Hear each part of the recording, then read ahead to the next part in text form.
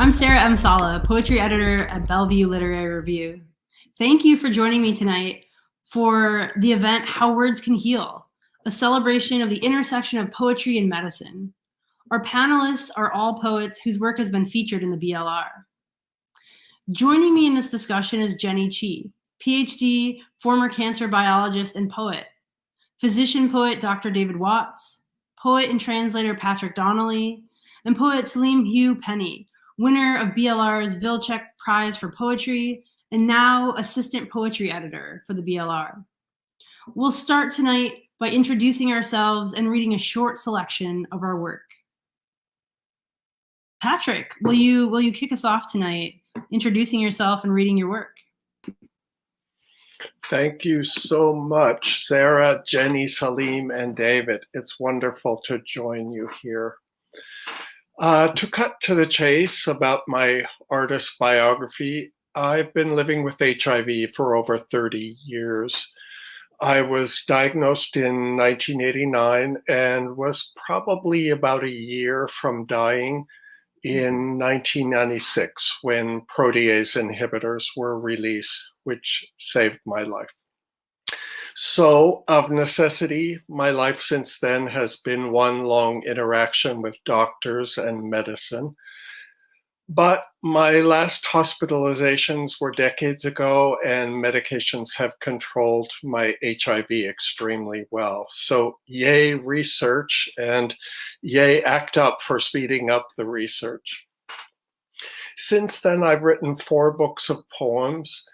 To some extent, I view my writing about all this as a time capsule for the future, to tell about how some people survived a dangerous time and some didn't.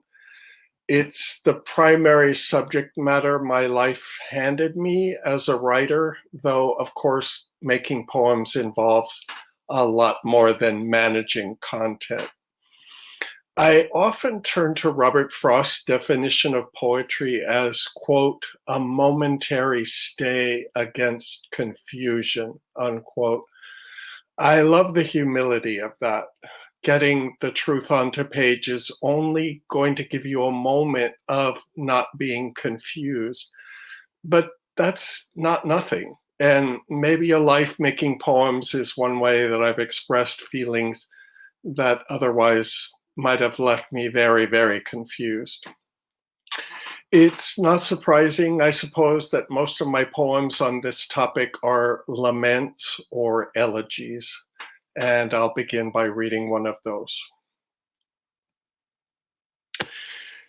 My doctor used to praise my ears. How clean, how faultless, I remember as I probe with a swab. And my skin flushes proud to remember, as though I were different from the others who didn't take care, who threw away their ears and their lives, some so past caring they shuffled through his surgery in shackles from the local jail, guards watching while they clambered naked into the light of his cold tables. As though daintiness could save me, as though he could, who disappeared his own handsome self after a month of sweats and shakes. Even though early in my infection hospitals saved my life, that doesn't mean that all my interactions there were easy or without conflict. I tried to describe one encounter in this poem. The 9th day of Av. Pneumocystis pneumonia, his second case in the early 90s. His bones soaking the sheets, his coughing, which brought up nothing. But when he'd close his eyes in the hospital bed, Particular faces of people he'd never met in his inner eye did rise up, specific and aggressive and lacking bodies. They wanted his. Beth Israel, just one station of struggle in those days. He barred their way with Jesus' name, though the Catholic chaplain had refused him Jesus in the form of bread because he would not confess first. Where there is serious sin, the priest said, trailing off. Instead, the Jewish chaplain visited on Tish B'Av, and they spoke of the destruction of the temple. Every night he forbid the faces at the threshold, saying, "You cannot come in. There is no extra room. I am still here in this body." The irony that one way HIV is spread is by love, by sex, by people in intimate physical connection was never lost on me. It travels along the same vectors as desire itself.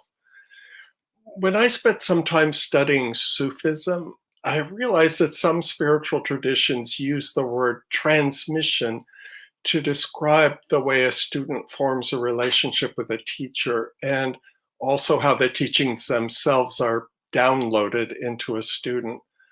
The virus is a package of information, and so are love and wisdom.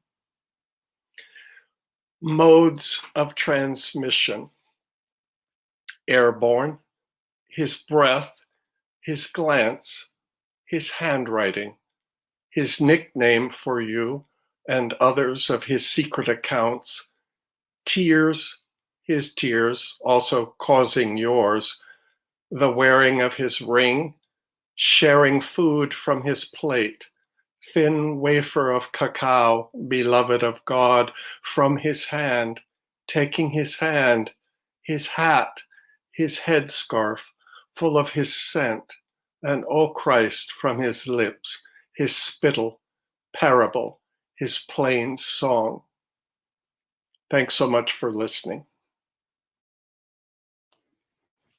Good evening, everyone. My name is Saleem Hue Penny, pronouns he, him, and friend. And short bio, I'm a Black rural hip-hop blues creative and community builder with low country roots, single-sided deafness, and Ramsey Hunt syndrome. I engage families through rural hip-hop blues poetry, early childhood programming, and also hospital magic.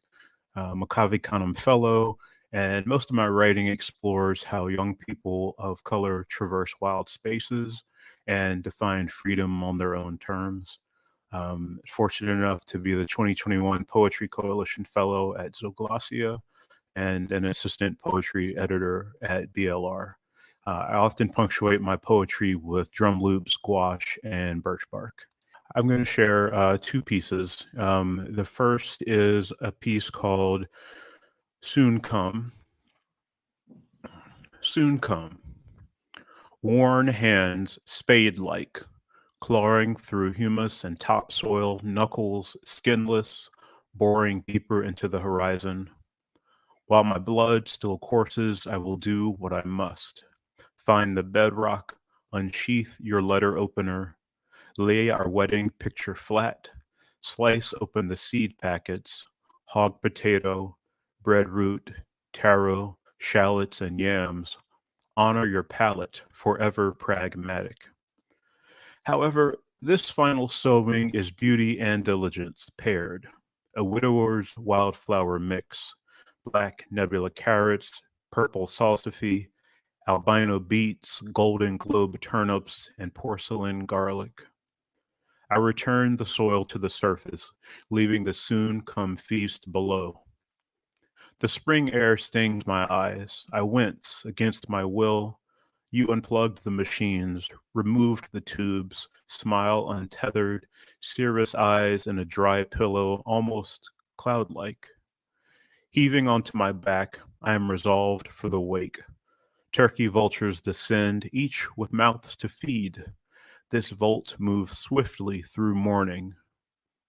I often dreamt my love would bury me gently, sprinkle black earth atop my chest, read a red clay scripture, sing hymns, and share a eulogy with the keepers of this hollow, loblolly pines and worn red oaks bursting with wood rats. Finally, close with a prayer and a kiss for the storms to come. Instead, my bared body browns in the early April sun. Under spiders' surveillance, lost beetles wander through my brittle beard. Fox kits nibble the remaining flesh from my ribs. Their mother sniffs the perimeter. The ground feels ripe. And I'd like to share one more poem. I've been reflecting on Zora Neale Hurston quote, if you're silent about your pain, they'll kill you and say you enjoyed it. So I'm bringing the spirit into this. This is a poem called Easter Sunday. Throwing rocks at squirrels behind Mr. Joe's two-pump gas station. Church pants rolled up to our knees. We only sneaked enough from the collection plate to split one soda. Muttering beneath the scolding afternoon sun, you complain that it's Africa hot. Images of barren plains, scattered groves of knotted trees, gnarled shrubs punctuating the dust, ants the size of pecans, the only living creatures able to find purpose in the cracked ground. So hot, the clay beads on the women's necklaces might leave burn marks. The hide on the men's loincloths can almost come back to life. Cheetahs, leopards, elephants, all we know of life across that ocean. In these United States, heat breeds hate and births secession, prepares the bearer for bruises and burns, its legacy, survival, and defiance. That's why I don't fear Grandma's lash tonight. Swift willow strokes slicing sunset, startling a flutter of lightning bugs. Our ashy backsides a flicker with falling stars, rhythmic whelps, crisscrosses of welcome and warning, a map of intersecting deer paths and creek forks, clues and curses, mislabeled trails. My cousin wails and decides to dodge the blows, then worse tries to outrun the inevitable. Zigzagging like a necklace chicken from the porch, through the front yard, towards our treehouse, out of breath at the bottom of the rope ladder, sobbing because he may never reach the promised land. Finally, I hit a squirrel. Savoring the victory, I watched the sun sulk towards the river.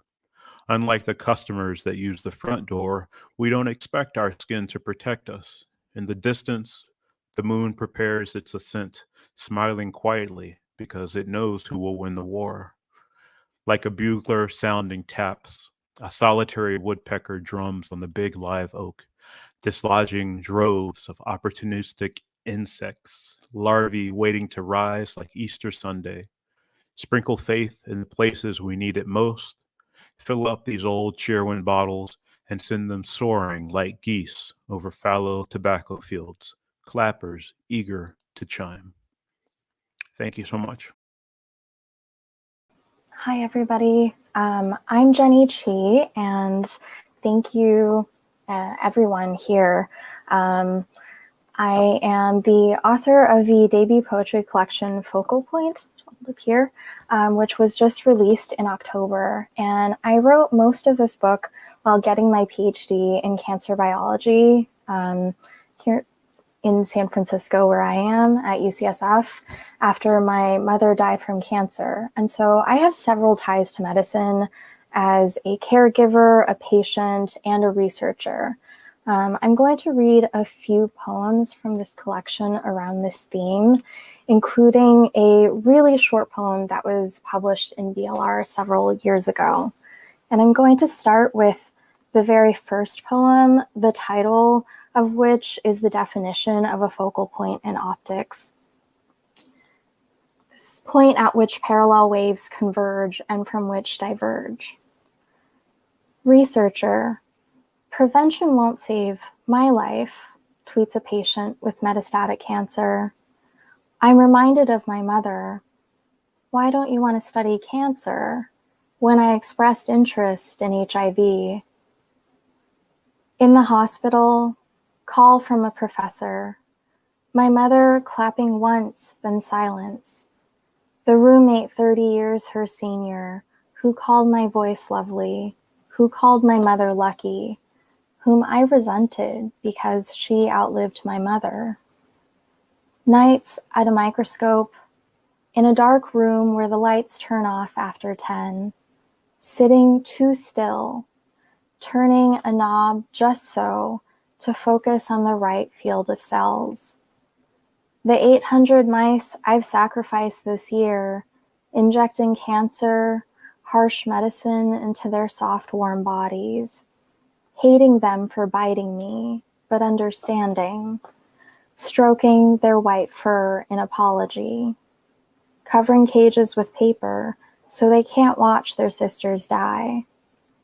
But I can, and I see my mother in those graying eyes I refuse to donate because how would she see? And I think how cruelly futile all this erratically focused empathy, how brutal to learn why I couldn't save what I couldn't save. The next poem I'm going to read is this super short poem that was published in the family theme issue of BLR a few years ago. This is Distribution. Scatter my ashes in the ocean, my father instructed, as I cradled my mother's in my lap. I'd like to see the world.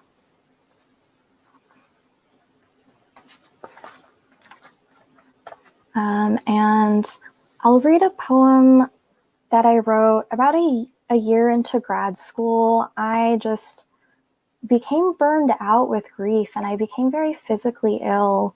And that was sort of my first experience truly as a patient, I guess, in the world of medicine. Normal. 18 months after you died, I spent a week in a hospital bed. Nurses whispered, how strange, pneumonia in someone so young and normally healthy. Alone at night, I cried, Mama, is this how you felt? Hauling a collection of cords out of bed, tripping, gripping the walls like a wounded animal to get to the bathroom, brush your teeth, needing to do something normal. I ran 5 miles the day before I collapsed.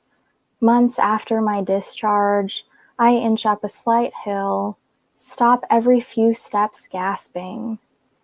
At the top, I cough so hard I throw up.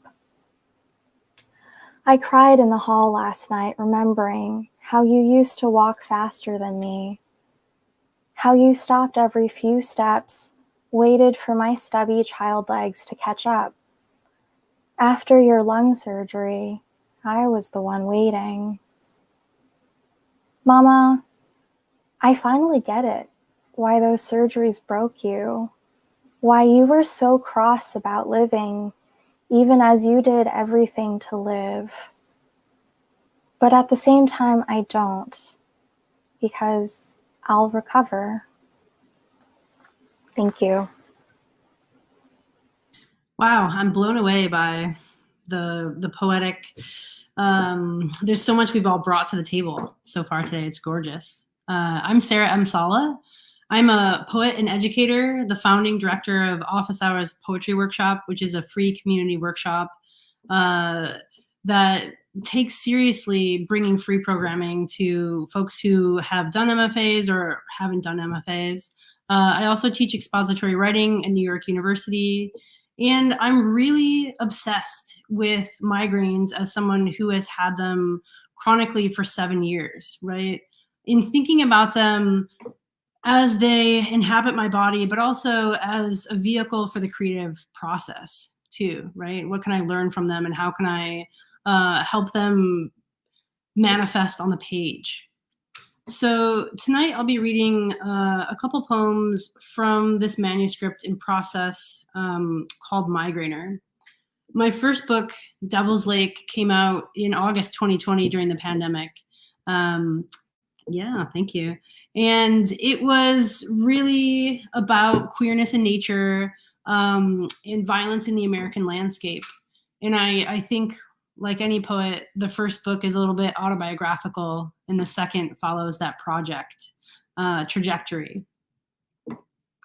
So this is called Migrainer. In Michigan, I once helped my dad clean a doe. He secured a rope around her back hooves, then flung it up over the deck. In order to hoist her, I leaned into the peach of her fur, brushed the jet black hair of her eyelashes, avoided the coral slump of her gummy tongue. He warned me to avoid ticks, his initial knifing jagged, a ripping seesaw from chest to anus. I turned away. But I've never forgotten the plunge of the blade, the annihilation of her wild body. That same biting alterity snakes up my neck, colonizes the chamber of my cranium. Open me, you'll find a scree of glass, my brain no longer strung with pathways. Many of these poems take experimental shapes. They take up a lot of space on the page. You might have to turn the book itself horizontally, because I like to think about poetry as an object, as something tangible that moves through space and that we orient our own bodies towards. So this is another short section from the same collection. I know a woman who developed PTSD in response to her own migraines. Because they struck and debilitated her any moment, at the first sign of a symptom, she full body panicked. Which is worse, a migraine or the simulation of a migraine? Have I always been myself? Or is the self a hallucination of existence? So just a short taste there. Thank you, y'all. So one of the advantages of having a name that begins with W is that I get to hear everybody first. So thank you, Sarah, Patrick, Jenny, Saleem. Very nice hearing your work. So I came to medicine sort of through a side door. I had started out majoring in music, which tells you a lot. And then halfway through college, I decided to think a little bit about careers, and I liked people, and I liked science. And so that sort of synthesized medicine as a career for me. But what I've learned about myself in all these years in being a doctor and also a poet is that I'm fundamentally a humanistic person, and that the practice of medicine is exceedingly dependent upon humanism for its major effect. And I go around to medical schools now, and I try to teach the medical students that the science is the most fundamental part of being a physician. But if you don't have a humanistic side, you're not going to be very successful. And the reason for that is the whole aspect of healing is pivotal upon trust. And it's very hard to trust a computer type individual who stands up in front of you and recites numbers. More likely you would trust someone who feels like family or a friend. I was taught in medical school not to get too close, too friendly with my patients, and the exact opposite is what I have experienced. Of course, one must be professional, and there are boundaries, and we observe those. But to set up a situation of trust is what's most important to me about this practice of medicine. Through my personal career and because of a midlife crisis, right, I instinctively turned to poetry, not ever having written poetry before. And what I was writing was not publishable. It was not very good, but somehow it served a purpose for me. I was able to accept or understand my plight a little better, gave me a sense of contentment in the midst of this disaster. So I decided if I was going to write poetry, maybe it'd be a good idea if I knew what I was doing. So I went back and took some courses from college. I joined the community writers up in Olympic Valley. I ran across people like Galway Cannell, Sharon Holmes, and Bob Hass, and all those great poets. And they led me into the possibility of writing a decent poem. And so now I have 7 books, I think, of poetry.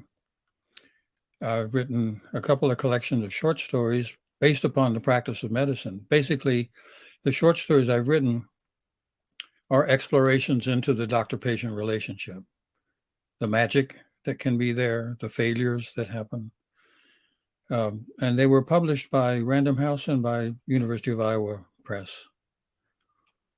I've also done some experimentation with poetry, trying to get into the subconscious, which is where I feel a lot of the creative energy is housed. And I've recently been writing haiku. So it's a crazy, crazy life. But I tell you, I wouldn't trade it for anything. So I'm going to read 2 poems.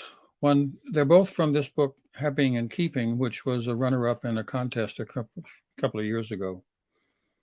The first poem is called Pause. All day in a shelter, on a granary floor, rain on the roof like buckshot in branches, aroma of wet earth, dry grain, the air unhurried and intentional. I have made a chair of hay bales, spread a saddle blanket, contained womb-like against the heft of the out-of-doors. There is this soft heartbeat of contentment, the dark print of my life outside the walls. And then because we are speaking in terms of medicine and healing, I thought I would read this poem. I think you'll recognize the context in which it is written. It's called What It Was, and it's dedicated to my son, Dustin. And they asked if it felt like sex when the sperm hit the egg, and I said no, which was true, partly. The in-body sex and the out-of-body sex. But they weren't talking biology. She explained it like conversation the egg mother did.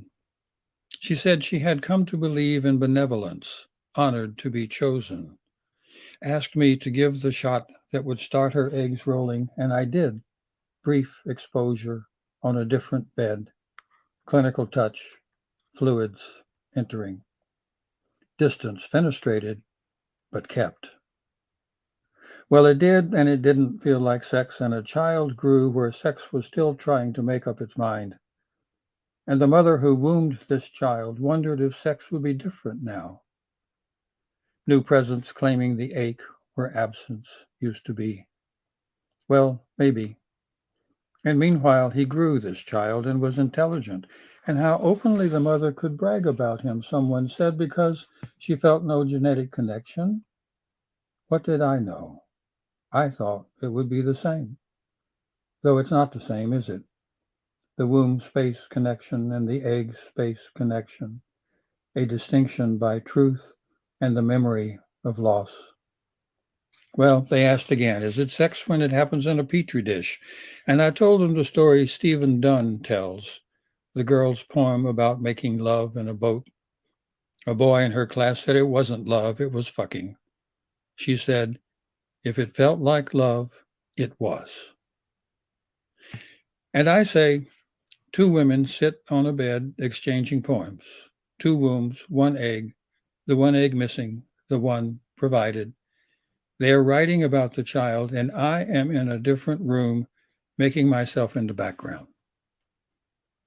And did I tell you the part about the boy sitting in the lavatory this morning, dripping his washcloth in water to make him warm, he said, draping his legs, almost floating in his steamy containment, and the little strings and beads of water falling on the tiles in necklaces of abundance, And I tell you, it is whatever it wants to be: sex, love, lust, benevolence, this water child, this miracle, this family. Thank you. Thank you, y'all. I could listen to your poems all day. So I'm going to segue us into thinking through some questions tonight about medicine and healing, all that good stuff. So I hear the term medical humanities thrown around, right? Or it's also known as health humanities or narrative medicine. And I want to ask y'all, what does it mean to you? And what is your relationship to both poetry and or medicine or the sciences? We've gotten into this a little bit in our bios. But how do these practices inform one another? David, maybe you can start out first, because I think you teach a class on the medical humanities. So I'm really curious about that.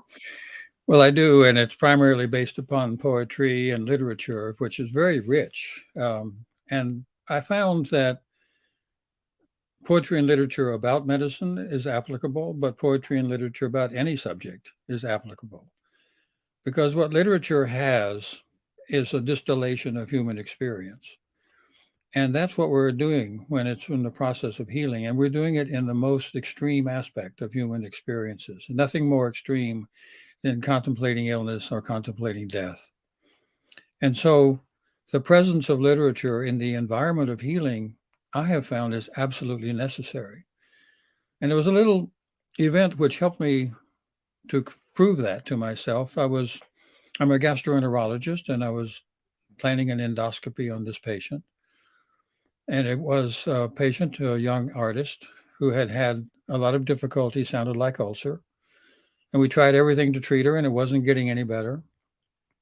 So we came to endoscopy. Turns out she had a morbid fear of endoscopy. And she had the courage to come to the table, but when she hit that table, she just freaked out. And so it's not a situation one should force, right? So we're standing around trying to decide what to do. And she looks at me and she says, "You're a poet, aren't you?" I said, "Well, maybe." And she said, "Well, I have the feeling that if you recited a poem for me, I could do this." Bingo. I was thinking about, endoscopy and Demerol and biopsy and treatment, and here she comes with a poem. And I was in a stage when I hadn't memorized much in the way. I've memorized a lot of poems now because I find them very useful in the practice of medicine. And so she asked me, and I said, "Well, I've only known the poem that I wrote, if that's all right." And I recited a poem. I won't recite it for you here. It takes too long to do that, but it's a poem about my son who brings me a stone and asks which star it fell from. And at the end of the poem, it talks about it's how lovely it is to be with each other in the long, resilient mornings.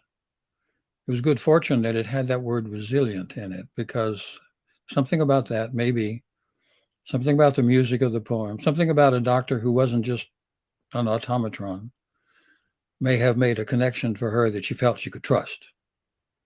Because she had to trust me with a very dangerous situation for her in terms of her anxieties built around this incident. So she said, we waited for a minute or two. She said, "Okay, let's do this." And 5 minutes later, we were done.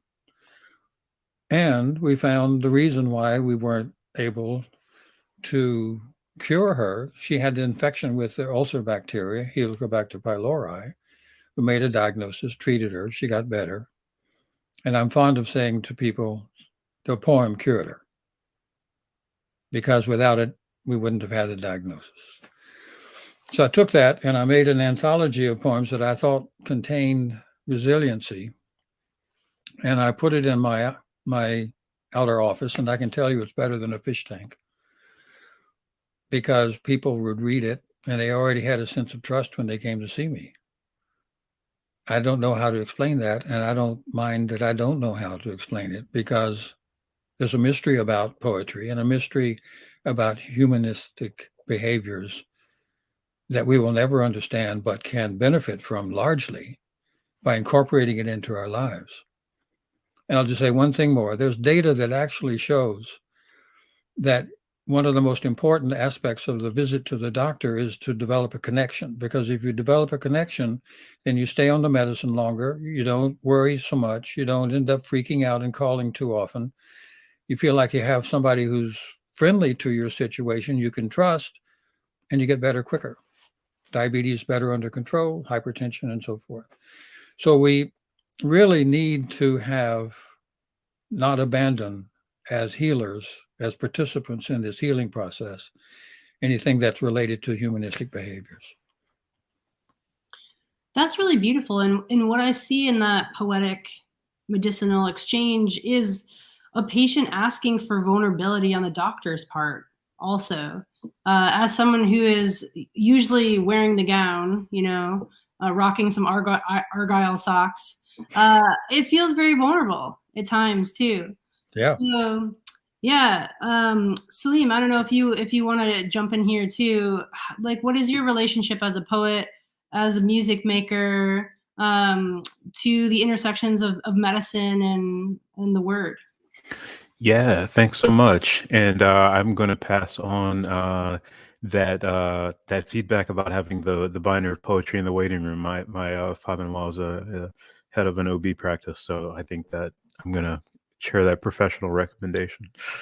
So I think about it from a couple sides. One is from the patient experience, and the other is from the provider experience. I'll talk briefly. I had a couple years where I was fortunate enough to be able to work in a holistic residential mental health facility. And it was the one time where, I shouldn't say the one time, it was one of the very few places where I've had music, poetry, and movement respected as key parts of a therapeutic milieu. And the fact that poetry and medicine really coalesced there was really interesting to me. I think some of it had to do with the fact that it was residential. So, I'm living in a building, 12 adults, minimum stay of 6 months. And so you are building a lot of trust and vulnerability. They're seeing you, you're seeing them. But just the fact that that was valued was incredible. And so many of the residents had literally in their treatment plan, like, music recording with Saleem 4 p.m. Wednesday. Like, I remember a very specific, client, and that was in his thing. Another was like that we would another person we would walk and walk and sing, or walk. It was written as walk and hum because they were pretty nonverbal, but like that was our thing. It's just we're like, okay, it's time to hum, and like after that, they're always like, wow, I can do this. Now I can actually use some words, So it was incredible to see that. And the irony is from there I left to start trying to get more professional, to go to graduate school, got the master's, entered a clinical PhD program in psych. And I had these distinct points where I felt like I had to lock away my instruments, lock away my paints, essentially lock away my heart, right? And the sad thing is that that was actually rewarded in so many of those academic and medical circles, that certain language was rewarded, a particular vocabulary, a particular jargon, even a particular pace of speech. And a lot of vestiges of capitalism were rewarded too, skip your sleep, all-nighter, produce more, efficiency, collaborate only as a means to an end, product over process, et cetera, et cetera. And so it's so interesting, I ended up withdrawing from that program, which is a really hard, decision of working so long to get to that point. And I made the switch over to administrative social work. So a lot of community organizing, program development, program design, and policy work. And so that trajectory was kind of interesting that, music, writing, and art kind of couldn't really figure out where it fit. And because of that, in retrospect, that's part of why so many things ended up sort of falling apart with that, traditional career path.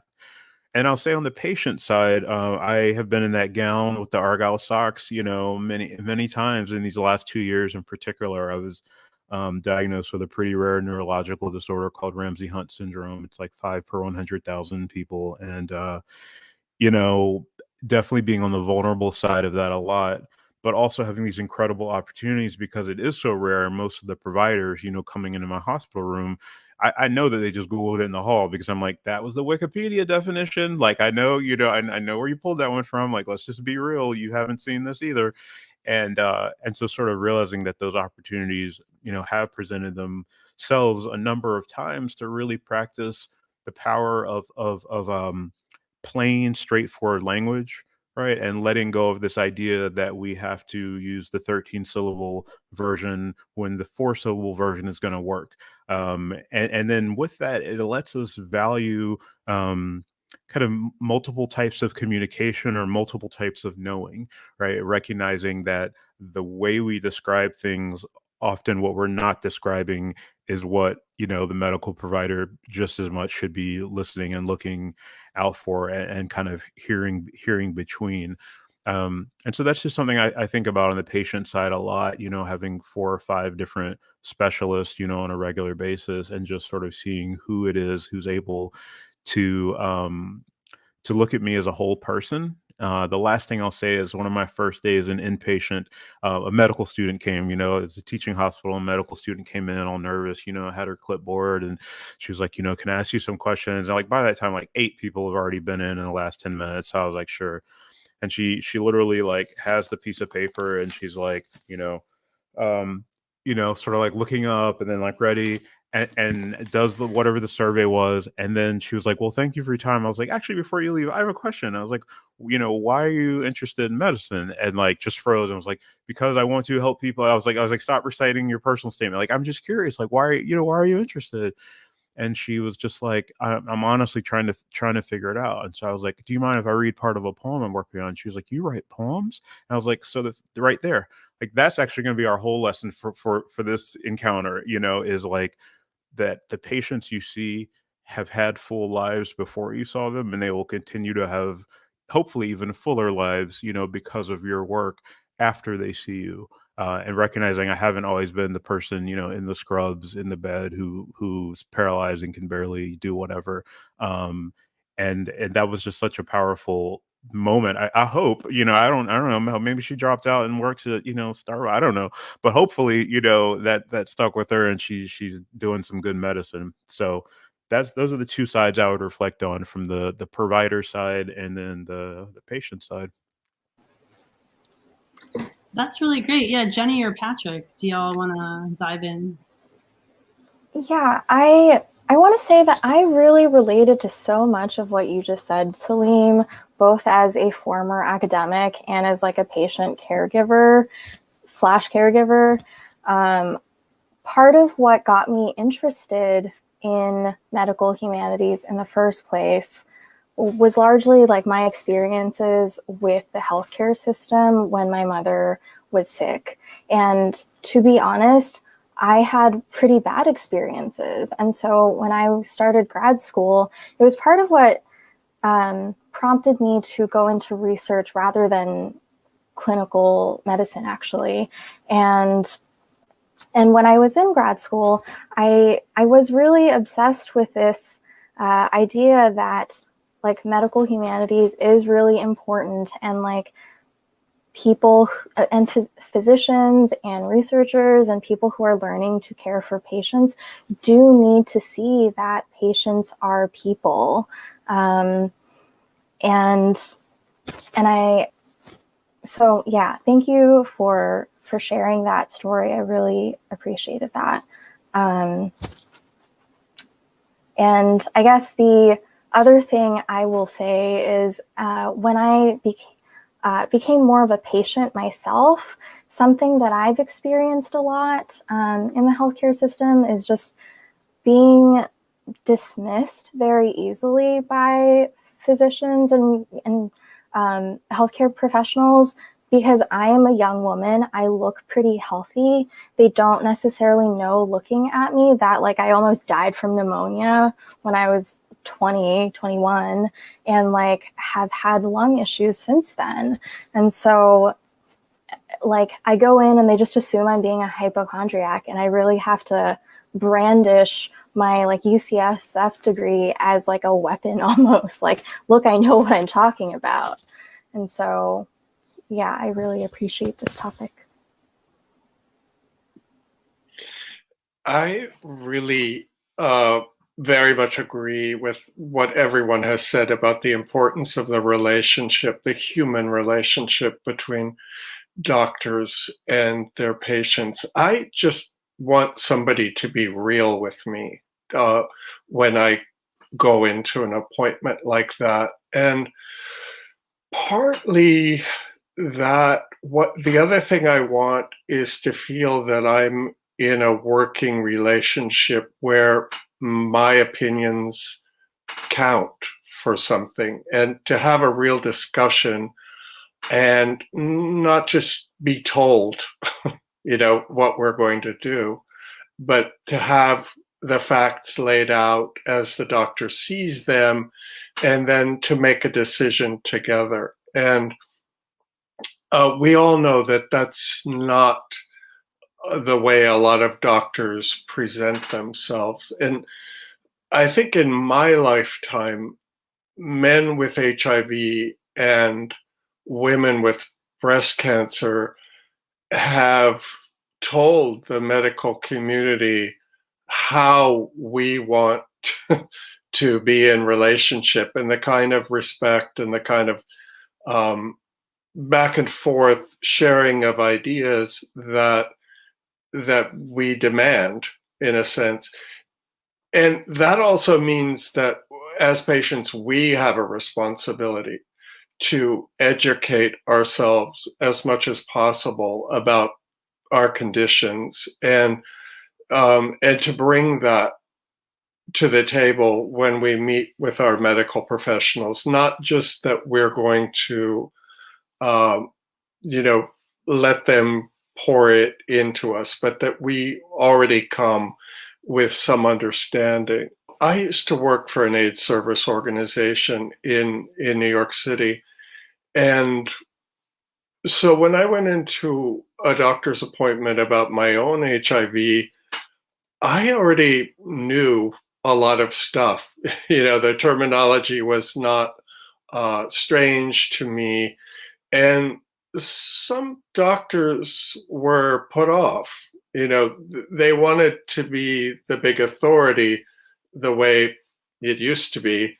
And I left those practices pretty quickly because I wanted to be a full partner in my treatment. So I think there's been enormous progress in how the medical community relates to people as humans, but it could always get better. Absolutely.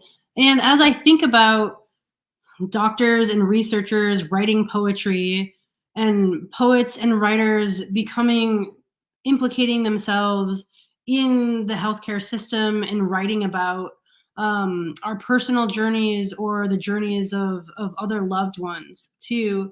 I guess I'm curious, we've talked about this a little bit, but what started it for you? How did you start to write these pieces and to put them out there? Jenny, I'm really curious for your journey, especially as a researcher, as someone who watched like your mother fall ill as well. Yeah. Yeah, thanks for this question, Sarah. I think, so I have been writing poetry since I was a child, to be honest, and I always fell back on that when I felt out of place or just was grappling with strong emotions. And what emotion is stronger than grief? So I really turned to that during grad school to cope with the enormous isolation I now felt after the loss of my mother. And I turned to science too, but sort of as distraction. Like I went into cancer research in part because I felt like I needed to do something useful with myself when I couldn't save my mother.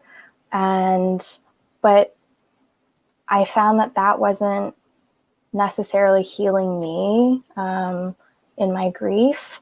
And that's what poetry was for in those years. That's really beautiful. Yeah. Patrick, as someone who hopes to partner with the medical community for your own treatment and things, what is your relationship to writing about medicine? Well, I come at it from, almost a purely lyric response to stuff that happens to me. I don't have a didactic purpose in my writing. And I've never related with my caregivers through poetry. They know that I write and they're kind of intrigued about it, but I don't think they really understand, what the writing world is all about. But it's for me primarily that I feel if I really get something on the page that approximates, what I really felt about it, I feel a degree of control over an uncontrollable thing. It doesn't fix anything, of course. Nothing on the outside changes, but I said it. I got it on the page, and just purely as an artist, that gives me satisfaction that I can take something that is difficult, very challenging, very painful, and get it on a page such that somebody else could read it and identify with it, even if they had, let's say, no similar experience, that they would recognize the human predicament in it. And and you're also bringing things. This is one of the purposes of literature, or one of the delights of it, is that you learn things. You experience lives that you never could have imagined. I remember watching a documentary about AIDS in Africa, and there was a little boy in it. He was about 5 years old, and he had lost both his parents to AIDS, and he talks about it, and in the film, and then at the end he says, "If I didn't tell you, you wouldn't know." And that's right. If I didn't tell you, you wouldn't know. And together our voices teach each other, in a hopefully non-didactic way, what other people's lives are like.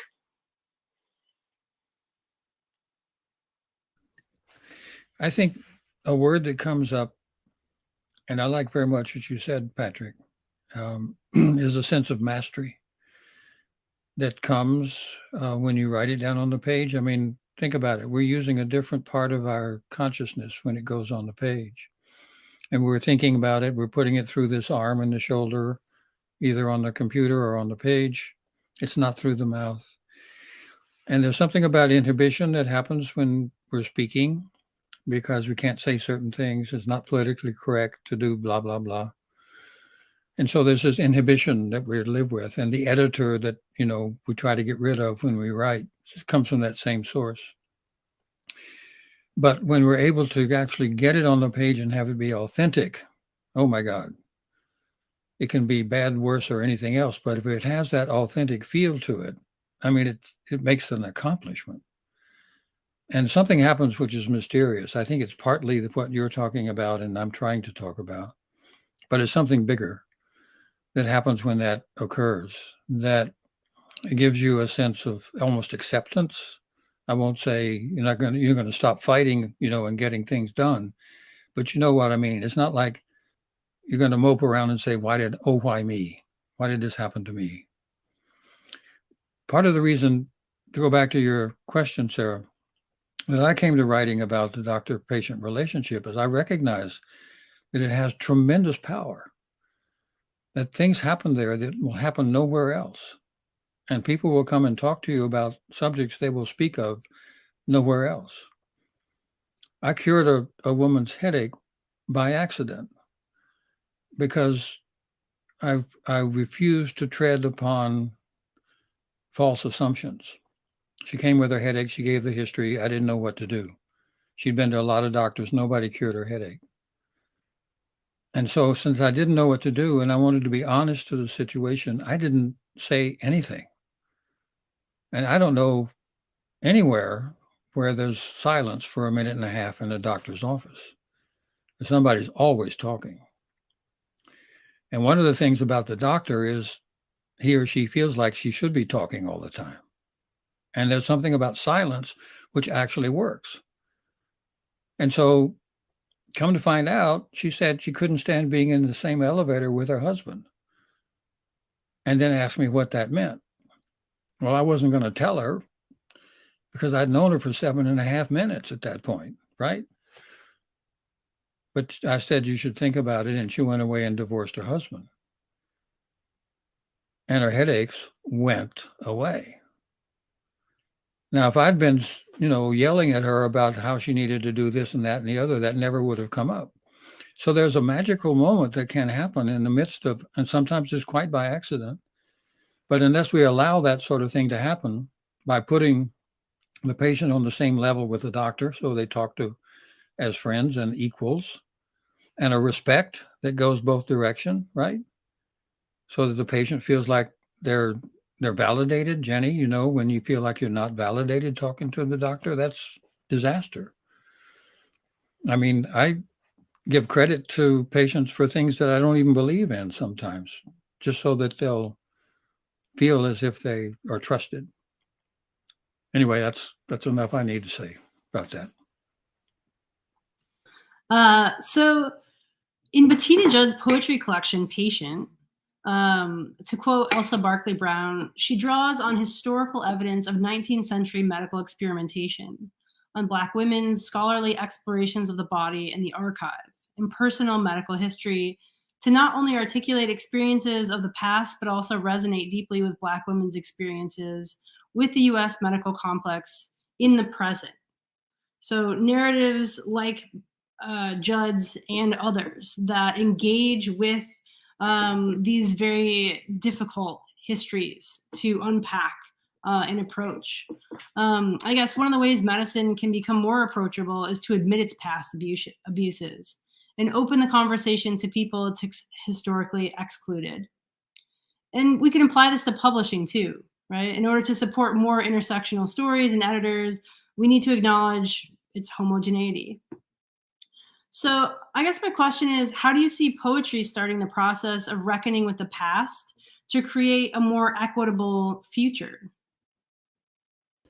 I would love if I could hop on that a little bit, because I think about that. I thought about that a lot during the 25 days that I was thankfully blessed to be able to care for my mom with stage 4 gastric cancer. You sort of always think you're gonna get a little bit longer, but you get a diagnosis and sometimes you don't. It was amazing how it wasn't until the third week after her diagnosis that she actually felt like somebody actually saw her or listened to her. And the irony is, it wasn't even a person in person. It was one of my friend's dads who is Ethiopian and is an oncologist in a small hospital in Kentucky that we Skyped with. And there was something about how hard that hit of just, my mom's from South Carolina, has lived through Jim Crow, et cetera, et cetera. And then just to really stop and think like, what does this mean across a lifetime of care or miscare, and what did it mean in that one moment? And he ironically was the one giving her the hardest news that her own oncologist was dancing around. I mean, he was the first person who actually said, you're going to die. And like, I was like, I thought we were calling to have a pep talk, like, like, but she respected that so much because she was like, he sees me and he knows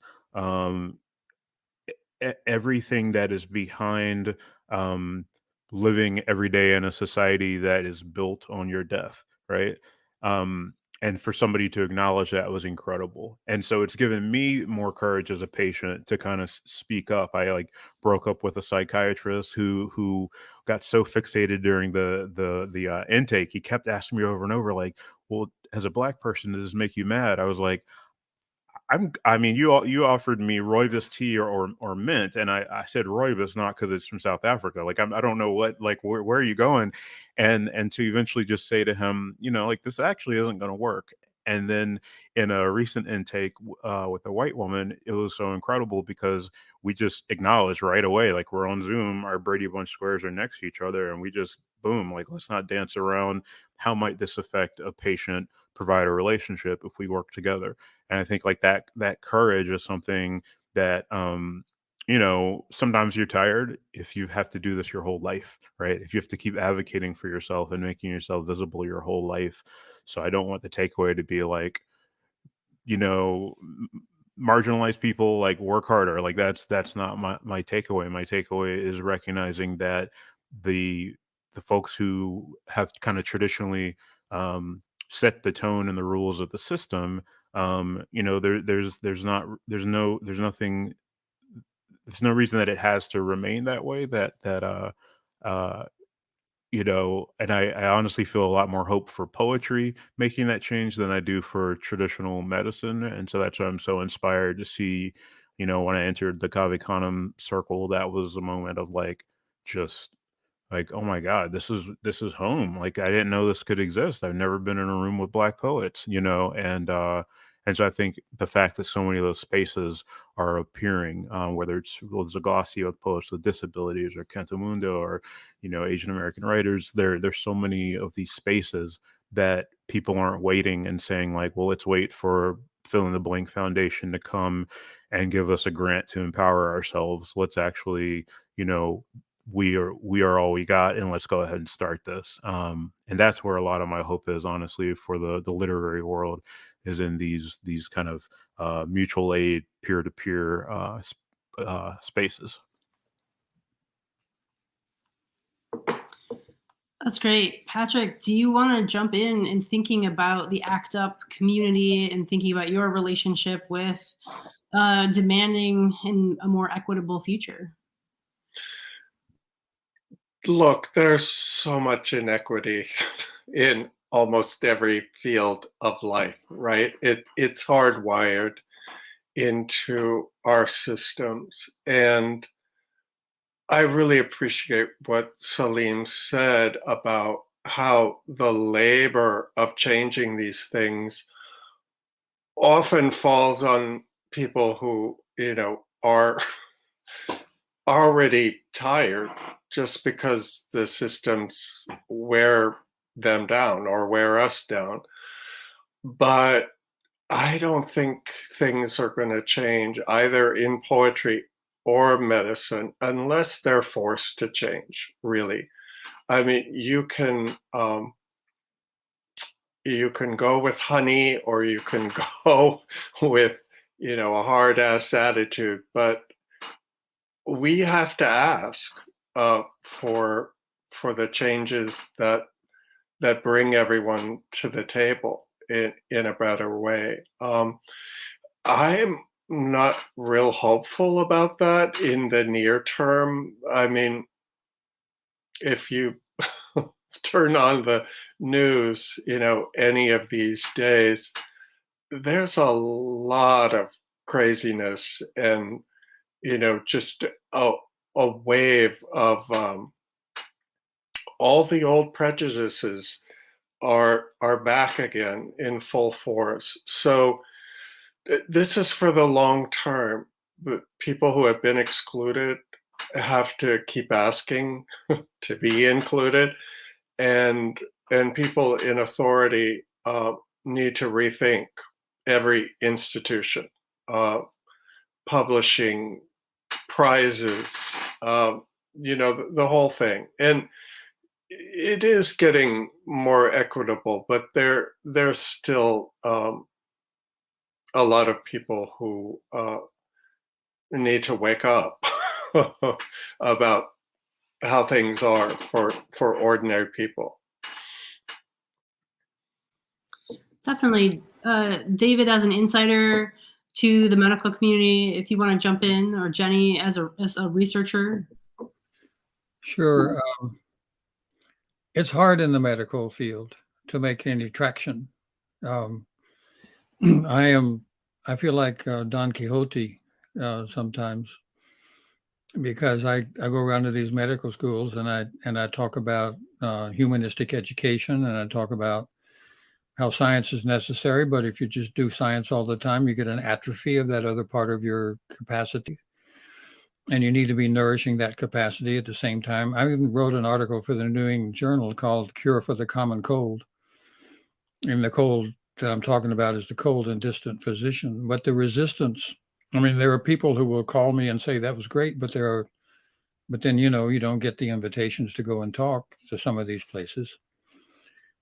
I think that it's hard to overcome all these difficulties that the past has done for us. And I think that this anti-history movement is a horrible thing, because we have to know our history. We have to celebrate, or not necessarily celebrate, we have to acknowledge the history we came from in order to be able to fix it. Because if we deny it, that just lets it happen all the time. And so I think the internet is not helpful. I think that it gives a sense of anonymity so that people can lash out without having to stick around and find out how it hurt somebody. You can yell at somebody and walk down the hall. You can get away from the response. But see, that's one thing about writing. If you're writing, we'll just talk about novel for a second. If you're writing a novel and someone creates an act of violence, the novel and the process of writing will demand to show the consequences of that act, right? You may not have it resolved the way you want, but the consequences should be there, or there's no reason to put the act into the narrative. But on the internet, you don't have to wait around for the consequences of your act. You throw it out there and it harms somebody, and it's out there in the world. So I think we have a tough battle, but I think we have to, keep at it in medicine and in culture, because it's critical that we come together. Absolutely. Thank you, David, for honestly just bringing out that idea of acknowledgement, right? Of acknowledging these studies and these medical experiments that have happened in the past. I don't think it's possible to move forward with any kind of justice or clarity without that acknowledgement. So I have one closing question for all of us. Maybe we could think of, just in a sentence or two, what do you think poetry offers in terms of healing? How do we heal ourselves through poetry? I'll jump in. It forces us to address what we fear. And by addressing it, we gain some sense of mastery or control or acceptance. And that's a necessary element of the process of healing. Well, I was actually going to sort of refer back to something you said earlier, Patrick, about how poetry, you hoped that someone would recognize in your poems the general human predicament, is I think how you put it. And I think that is a way that poetry is sort of an antidote to all of the issues that we have brought up. Because in reading a poem or in reading literature, you're forced to slow down and pause and try to put yourself in the shoes of the speaker and not just react like instantaneously with outrage. And I wish we could force everyone to read a poem like every day. And I think that yeah, just being able to put yourself in someone else's shoes is sort of what poetry offers. I wrote down, when you asked the question, I wrote down 4 words. I wrote down, "We are still here." And I've just been looking at the differences in where you place the punctuation and the syntax in that, right? As far as like we, that's important. But we are still, that's important too. We are still here. That's very important. And so I think some of the healing really is blowing out the gaslight, or not getting gaslit, and really believing that we belong, because it's so easy to feel that we don't belong, and that none of the things and the people that we love, belong. And so those 4 words is just what hit. Just, we are still here. So I think that's the healing, that I'm looking for and hoping that I can, bring with poetry every day. Mm. For me, it's about being a maker and being in that posture to my own life. I sometimes go long periods without writing, and it's okay. I have to focus, elsewhere. But I start to feel anxious because I'm not responding to my life as a maker. And that's where I feel happiest. It's where I feel most free. And it doesn't have to be poetry. Poetry is my thing. But I think any art, practicing any art, making something, and let's remind ourselves it's not easy to practice any art. With a full focus and acquiring the crafts that you need, it puts you in a wonderful relationship to the world and to other people. Just to make something. There's so much destruction now, and so many people see themselves and even revel in the role of destroyer, of you know messing things up. But when we all have both of those impulses in us, but any day that I can take part in making something, in building something, in creating, that's a good day. And that's what I turn to poetry for. Yeah, as everyone was talking, I was thinking about just shedding labels and shedding layers, right? Breaking down these boundaries between, I am a researcher or a doctor or a poet, right? And at the end of the day, we're all human. I've heard so much care and love and compassion and vulnerability tonight. And I think that is the greatest marriage between the arts and these healing professions as well. So I encourage everyone watching tonight to subscribe to the magazine, to submit your own work. If you have not seen your story in the mainstream publications here, please submit it to us, right? We'd love to hear from you in your corner of the world as well. So thank you so much to everyone tonight, to David, to Patrick, to Saleem, to Jenny. Thank you for gathering. And thank you for having us, BLR.